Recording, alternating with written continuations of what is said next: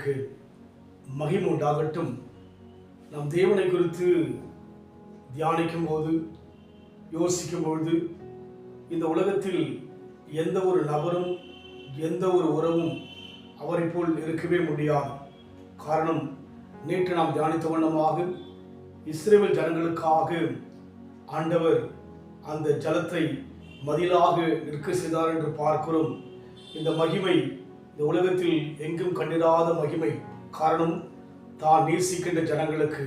அதுபோல் இன்றைக்கும் நம்மை தேவன் நேசிக்கின்றபடியினாலே யாத்திராகமும் 19ஆம் அதிகாரம் 4ஆம் வசனம், நான் எகிப்தியருக்கு செய்ததையும் நான் உங்களை கழுகுகளுடைய செட்டைகள் மேல் சுமந்து உங்களை என்னிடையிலே சேர்த்து கொண்டதையும் நீங்கள் கண்டீர்களே. மோசேயிடத்தில் தேவன் ஆவலாக, தாகமாக, ஆசையாக சொல்கிறார், நான் உங்களை சேர்த்து கொண்டதை கண்டீர்களே. இந்த உலகத்தில் அநேக நேரங்கள் நம்முடைய வாழ்க்கையிலே பிரச்சனைகள் வரும்போது அநேகர் தூரமாவார்கள், தள்ளிவிடுவார்கள். ஆனால் தேவன் சேர்த்து கொள்கிறவராக அடிமைகளாயிருந்த அந்த ஜனங்களை தம் மண்டையிலே சேர்த்து கொள்ளும்படியான அற்புதங்களை செய்தபடினால் இன்றைக்கு ஒருவேளை நாம் ஒதுக்கப்பட்ட நிலைமையிலே, வெறுக்கப்பட்ட நிலைமையிலே, தள்ளப்பட்ட நிலைமையிலே, மறக்கப்பட்ட நிலைமையில் இருக்கிறோம் என்று சொல்லி கலங்க வேண்டாம். தேவன் நம்மை சேர்த்துக் கொள்கிறவர். என்னிடத்தில் வருகிற ஒருவரையும் நான் புறம்பே தள்ளுவதில்லை. தேவன் இன்றைக்கும் நம் பிரச்சனையை ஏற்றுக்கொண்டு நம்மை சேர்த்துக் கொள்கிறவராக, நமக்கு இளைப்பாலை கொடுக்கிறவராக, நமக்கு சுகத்தை கொடுக்கிறவராக இருக்கின்றபடினாலே ஒன்றை மறந்து போக வேண்டாம். யார் மறந்தாலும், யார் மாறினாலும் ஆண்டவர் என்னை சேர்த்துக் கொள்வார் என்கிற தெளிவோடு இருப்போம். தேவன் நிச்சயமாகவே நம் வாழ்க்கையிலே நாம் எண்ணுவதற்கும் வேண்டிக் கொள்வதற்கும் அதிகமான காரியத்தை செய்ய அவர் கரிசனையோடு அக்கறையோடு இருக்கிறபடினாலே ஒன்றும் கலங்க வேண்டாம். அவர் நம்மை சேர்த்துக்கொள்ள இன்றைக்கும் வல்லமை உள்ளவராய் இருக்கிறார்.